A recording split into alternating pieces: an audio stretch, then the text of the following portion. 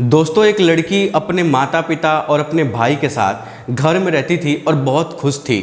उसका भाई भी उसकी बहुत इज्जत करता था और उसके माता पिता भी उसकी बहुत इज्जत करते थे क्योंकि वो इकलौती लड़की थी। दोस्तों, वो लड़की दिखने में बहुत ज़्यादा खूबसूरत थी और पढ़ने लिखने में भी बहुत अच्छी थी। लेकिन एक दिन अचानक उसका पेट दर्द होने लगा था और इतना ज़्यादा दर्द होने लगा था कि उसको बर्दाश्त नहीं हो रहा था। दोस्तों, वो डॉक्टर साहब के पास गई थी अपने पेट का चेकअप करवाने के लिए, इलाज करवाने के लिए। लेकिन जब डॉक्टर साहब उसका चेकअप करते हैं तो डॉक्टर साहब उस लड़की से कहते हैं कि आपको आराम करने की ज़रूरत है, आपके पेट में 2 महीने का बच्चा पल रहा है, आप प्रेग्नेंट है। अब दोस्तों, वो लड़की जैसे ही सुनती है कि मैं प्रेग्नेंट हूँ तो उसके एकदम से होश उड़ जाते हैं। और दोस्तों, वो लड़की सोचने लगती है कि ना तो मेरा कोई दोस्त मित्र है, ना ही कोई मेरा बॉयफ्रेंड है, ना ही मैं घर से बाहर किसी से मिलने के लिए जाती हूँ और ना ही अब तक मैं अपने जीवन में किसी के साथ फिजिकली हुई हूँ, तो आखिर मैं प्रेग्नेंट कैसे हो सकती हूँ। दोस्तों, वो लड़की इस बात को सोच सोच कर बहुत ज़्यादा परेशान हो जाती है। लेकिन जब पूरी घटना की सच्चाई निकल कर उस लड़की के सामने आती है तो उसके पैरों तले ज़मीन खिसक जाते हैं। दोस्तों, ये कहानी बहुत ज़्यादा दुख भरी है और ये लड़की चाहती है कि मैं इसके जीवन की कहानी को, इसके जीवन की घटना को मैं आप लोग को सुनवाऊं अपने चैनल के माध्यम से। तो दोस्तों, सामने स्क्रीन लगी हुई है, मैं उसकी कहानी को पढ़ रहा हूं। आप लोग ध्यान से उसकी कहानी को सुनिएगा और थोड़ा भी स्किप मत करिएगा क्योंकि ये कहानी बहुत ज़्यादा दुख भरी है, आपके दिल को छू जाएगी। दोस्तों, वो लड़की लिखते हुए कहती है कि मेरी उम्र 21 साल थी और मैं सेकेंड ईयर की स्टूडेंट थी। गर्मियों की छुट्टी शुरू हो गई थी और मैं सोच रही थी कि इस बार मैं छुट्टियों का भरपूर मजा लूँगी। लेकिन घर में माँ की अनुपस्थिति के कारण मुझे सारी जिम्मेदारियों का बोझ अपने कंधे पर उठाना पड़ा था। उस दिन मैंने पूरा घर की साफ़ सफाई करने के बाद अपनी थकान मिटाने के लिए बिस्तर पर आराम करने का फ़ैसला किया। मेरा पूरा शरीर थकावट से चूर था, जैसे कोई भारी चीज़ मुझ पर रख दी गई हो। मैं बिस्तर पर लेटकर अपने सिर का मसाज कर रही थी, तभी मेरा भाई अर्जुन की आवाज़ सुनाई दी और वो मेरे बंद कमरे में आया और कहने लगा कि क्या हुआ दीदी, तबीयत तो ठीक है ना। मैंने मुंह बनाते हुए कहा कि क्या भाई, मम्मी ने सारा काम मेरे सर पर डाल दिया है। कॉलेज की छुट्टी क्या शुरू हो गई कि सारे घर की जिम्मेदारी मेरे ही ऊपर आ गई है। ऊपर से मुलाजिम भी छुट्टी पर है। दोस्तों, मुलाजिम शायद उसके नौकरानी का नाम होगा। मुझसे ये सब नहीं हो पाता है। उसकी बात सुनकर अर्जुन मेरे पास बैठ गया और बोला कि कोई बात नहीं है, मैं अभी तुम्हारे लिए दूध लेकर आता हूँ, इसे पी लो तो सुकून मिल जाएगा। मैंने मुस्कुराते हुए कहा कि बस तुम खाना बाहर से ले आना, दूध मत लेकर आना, मैं थोड़ी देर सोऊंगी। अर्जुन थोड़ी देर बाद दूध लेकर आया और मैंने उसे प्यार से आशीर्वाद दिया। दुनिया में बहुत कम भाई होते हैं जो अपनी बहन का इतना ख्याल रखते हैं। मैं दूध पीने के बाद गिलास को एक तरफ रख दिया और लेट गई। अर्जुन ने कहा कि चलो मैं तुम्हारे सिर दबा देता हूँ, तुम सो जाओ। वो मेरे सिरहाने बैठ गया और अपने हाथों से मेरे सिर को दबाने लगा। मुझे भी सुकून मिलने लगा था। मैंने आंखें बंद कर ली और गहरी नींद में चली गई। पता नहीं चला कि मैं कितनी देर तक सोई हुई थी। जब मेरी आंख खुली थी तो मुझे मम्मी की आवाज़ सुनाई दी थी। मैं घबराकर उठी और घड़ी पर नज़रें डाली तो देखी कि उस समय रात के 9 बज रहे थे। अचानक मुझे झटका सा लगा। मैंने देखा कि अर्जुन मेरे पास बैठा हुआ था और उसके हाथों में पैसे थे। मैंने उसे देखकर पूछा कि ये पैसा तुम्हारे पास कहाँ से आए हैं। उसने नज़रें झुकाते हुए कहा कि प्लीज़ तुम पापा से मत बताना। मैंने उससे सख्ती से पूछा कि तुम्हारे पास ये पैसे कहाँ से आए हैं, तो उसने कहा कि ये पैसे पापा के एक दोस्त ने कई साल पुराना कर्ज चुकाने के लिए मुझे लौटाया है और मैं सोच रहा था कि इस पैसे से मैं मोबाइल खरीद लूँगा। मैंने उसे समझाया कि घर के हालात देखो, माँ बाप दोनों लोग नौकरी कर रहे हैं और तुम मोबाइल लेने की बात कर रहे हो। उसकी आंखों में शर्म थी। अगले दिन मैंने देखा कि अर्जुन ने वो पैसा पापा को दे दिए थे। अगले दिन जब मैं किचन में काम कर रही थी तब अर्जुन अपने दोस्तों के साथ घर में आया था और मैं दुपट्टा उतार कर बर्तन धो रही थी।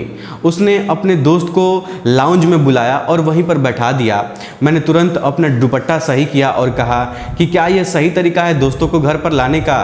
तुम तो जानते हो ना कि इस वक्त मम्मी पापा घर पर नहीं रहते हैं। वो बोला कि हाँ, ये मेरा घर है। जब आपको मेरा ख्याल ही नहीं है तो मैं आपका ख्याल क्यों करूँगा। अच्छा, आप जल्दी से खाना तैयार कर दो, मुझे बहुत भूख लगी है, मेरे खास दोस्त आए हैं मुझसे मिलने के लिए। मैंने अर्जुन के रवैयों को लेकर चिंता व्यक्त की, लेकिन मुझे खाना बनाना ज़रूरी था। जब मैंने खाना टेबल पर रखा तो मैंने देखा कि उसके दोस्त मुझे घूर रहे थे। उनका व्यवहार मुझे देखकर अजीब लग रहा था। वे अर्जुन के उम्र से बड़े थे और वो मुझे अजीब तरीके से घूर रहे थे। मैं अपने कमरे में बंद होकर रहने लगी। जब वो चले गए तब मैंने अर्जुन पर गुस्सा होते हुए कहा कि तुम्हारे दोस्त मुझे इस घर में नज़र नहीं आने चाहिए। तो उसने कहा कि इतना गुस्सा क्यों होती हो, आज के बाद वो लोग घर पर नहीं आएंगे, लेकिन आप इस बारे में मेरे मम्मी पापा को मत बताइएगा। इस घटना के बाद मैं अर्जुन के व्यवहार में बदलाव देख रही थी।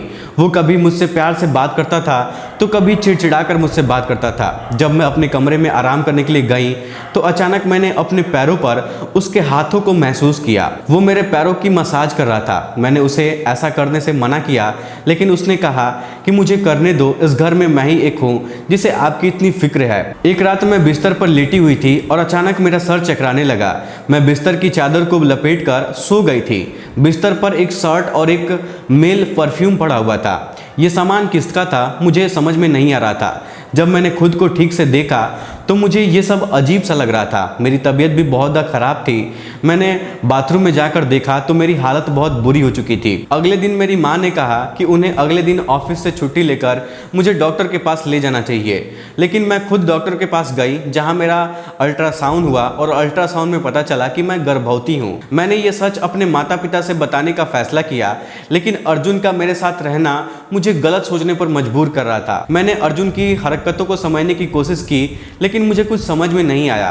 एक दिन मैं अस्पताल गई और ऑपरेशन कराने से पहले डॉक्टर से कहा कि इस बच्चे का डीएनए टेस्ट कराना है। जब रिपोर्ट निकल कर आई तो मेरी सांसें थम गई थी। बच्चा किसी और का था। मैंने अपने कमरे में मोबाइल फ़ोन लगाकर छिपा दिया और एक दिन जब मेरे माता पिता घर पर नहीं थे तो अर्जुन फिर से मेरे पास आया और मेरे सिर के सिरहाने बैठकर मेरे सर को मालिश करने लगा। मैं बेहोश हो गई और जब होश आया तो मैंने कमरे की रिकॉर्डिंग देखी कि अर्जुन अपने दोस्तों को लाता था जो मेरे साथ वो लोग बुरा बर्ताव करते थे। ये जानकर मैं टूट गई।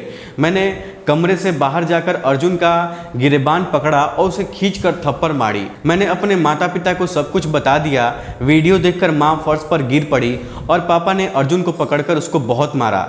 अर्जुन ने गुस्से से कहा कि मैं इसे कभी बहन समझता ही नहीं था, मुझे तो बस पैसे की ज़रूरत थी और मैं पैसा कमाता था। पापा ने उसे इतना ज़्यादा मारा था कि उसकी हालत बहुत ज़्यादा ख़राब हो गई थी, लेकिन उसने जैसे तैसे खुद को छुड़ाकर घर से भाग गया और फिर वो घर पर लौटकर कभी भी नहीं आया। मैंने अपने आप को मजबूत बनाया। मैंने ये समझा कि परिवार का महत्व क्या होता है। मैंने ये भी सीखा कि हमें हमेशा अपनी सुरक्षा का ध्यान रखना चाहिए। इस घटना ने मुझे सिखाया कि हमें अपने और अपने परिवार के लिए हमेशा सतर्क रहना चाहिए। एक भरोसेमंद भाई और दोस्त का होना अपनी ज़िंदगी में बहुत ज़्यादा ज़रूरी है। इस कहानी ने मुझे सिखाया कि हमें कभी भी किसी पर भरोसा नहीं करना चाहिए, चाहे वो परिवार ही क्यों ना हो।